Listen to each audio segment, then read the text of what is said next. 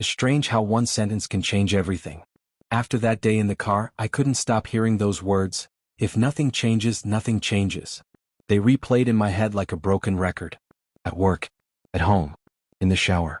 Every time I caught myself complaining, I heard them again. And every time I heard them, I felt a mix of anger and shame. Because the truth was, I'd been stuck for years. I hated my job but never looked for another. I talked about someday dreams. Someday I'll start my own thing, someday I'll travel, someday I'll finally be happy. But someday never came. It was always tomorrow. Always later. Always when I'd feel ready. That sentence stripped away every excuse I'd built to protect my comfort. It was like holding up a mirror and realizing you don't like the person looking back. So that night, for the first time in years, I didn't just scroll my phone before bed. I sat there, notebook open, and wrote a single question at the top of the page. What if I just start changing? It wasn't much, but it was a beginning. The next morning, I woke up an hour earlier. No alarms blaring. No motivation video. Just me. And I did something I hadn't done in a long time. I sat in silence. It felt uncomfortable at first. My brain screamed for distraction. But after 10 minutes, I felt something I hadn't in years. Stillness. Not happiness, not excitement. Just peace. That morning, I made a promise to myself. I wasn't going to fix my life overnight. I wasn't going to quit my job or move to another city or start some crazy business. I was just going to change something every single day. Day 1, I woke up earlier. Day 2, I took a cold shower. Day 3, I went for a run, half a mile, lungs burning. Day 4, I made a healthy breakfast instead of scrolling through social media. Tiny changes. Nothing dramatic. But every time I did one of them, I felt this spark, a little pulse of pride. And that's when I realized something powerful. You don't need to change your whole life to change your direction. You just need to move, even a little, toward the person you want to be. By the second week, I started feeling different. More alert. More aware. The mornings weren't torture anymore. They were mine. My coworkers noticed too. Man, you've got energy lately, one said. I smiled because if they only knew, this wasn't energy. It was momentum. But change isn't smooth. It's not some montage with happy music in the background. It's messy. It hurts. And around day 15 it hit me hard. I overslept. Missed my morning run. Felt like garbage all day. And that night I almost gave up. My brain whispered, see? You always fall back. That voice, the one that says you can't, it never really goes away. But this time I didn't argue with it. I just whispered back, not today. The next morning I started again. Around the 1-month mark, something strange happened. I didn't recognize myself anymore, not because I had changed that much, but because I had finally stopped quitting. I used to think confidence came from success, that once you achieved something you'd feel proud.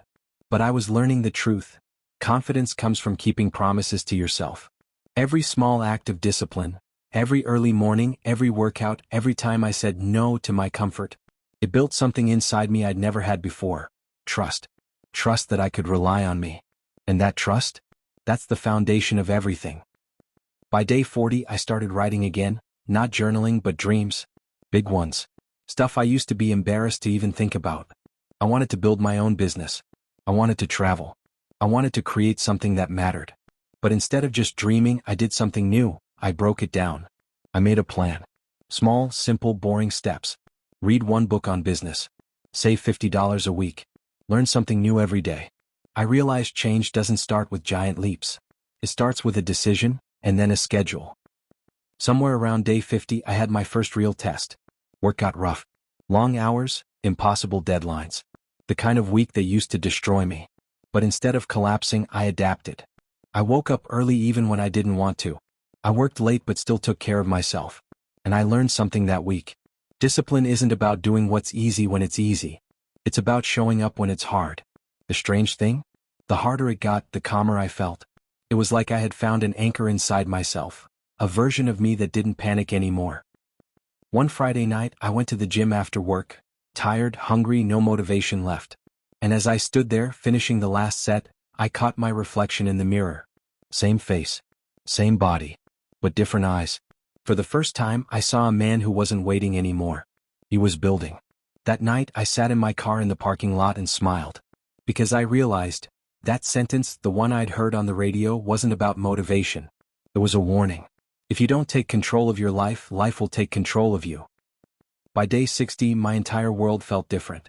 Not perfect, not easy, just alive. I stopped complaining. I started doing. And the people around me started to notice, not because I told them but because they could feel it. Friends started asking, what changed? I just smiled and said, a sentence. But deep down it was more than that. It was the choice to stop being a passenger in my own life. The choice to stop waiting for a perfect time. The choice to finally move. Looking back now, I can see how small it all was. The runs, the early mornings, the notebooks.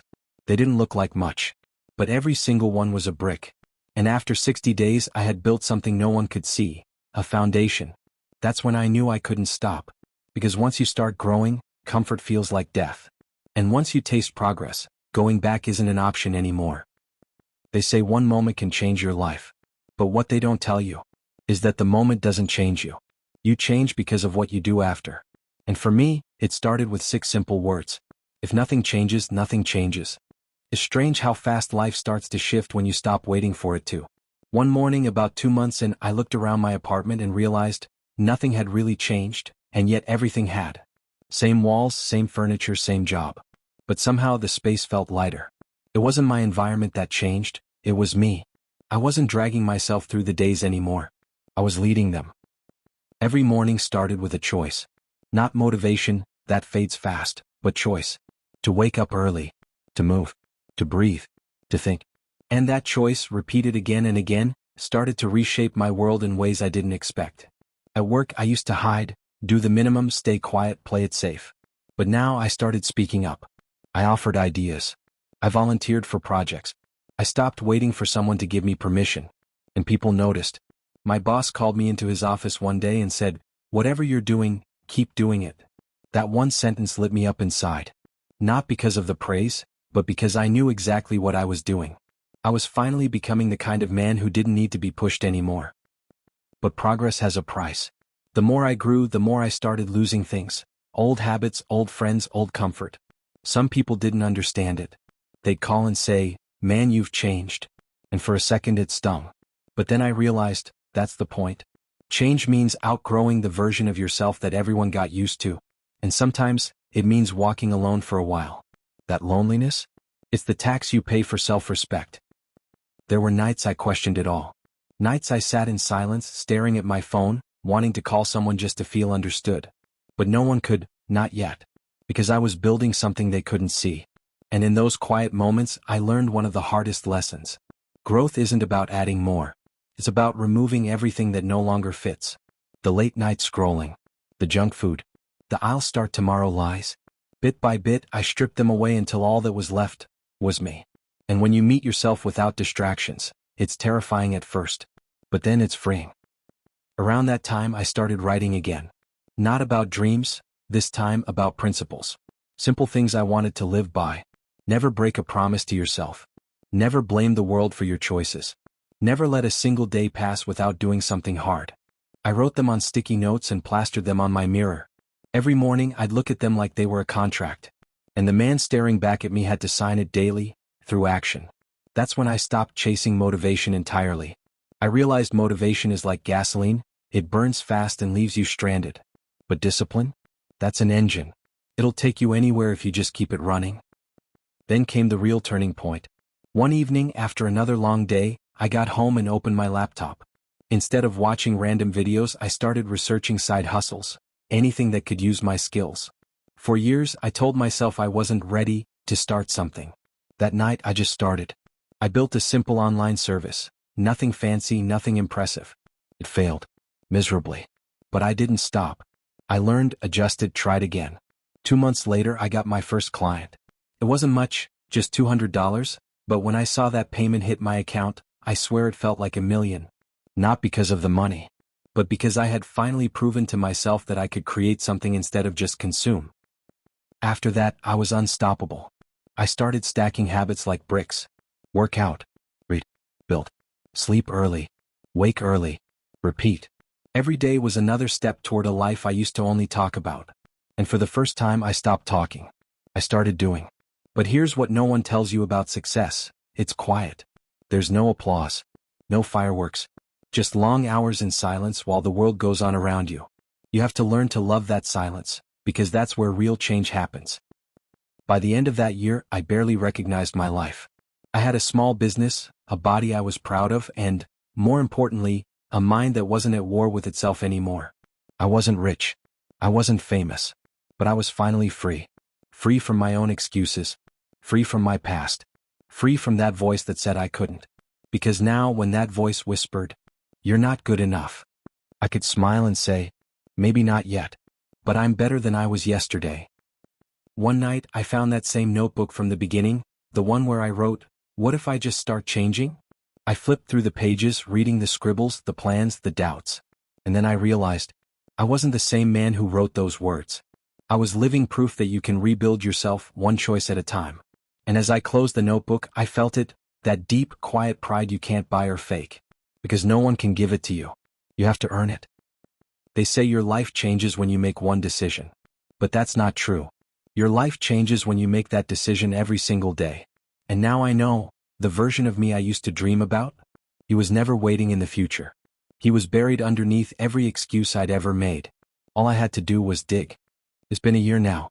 A full year since that moment in the car, the day I heard that sentence that tore my old life apart. If nothing changes, nothing changes. Back then, I thought change was about success, about money, freedom, maybe a better job. Now I know it's about something completely different.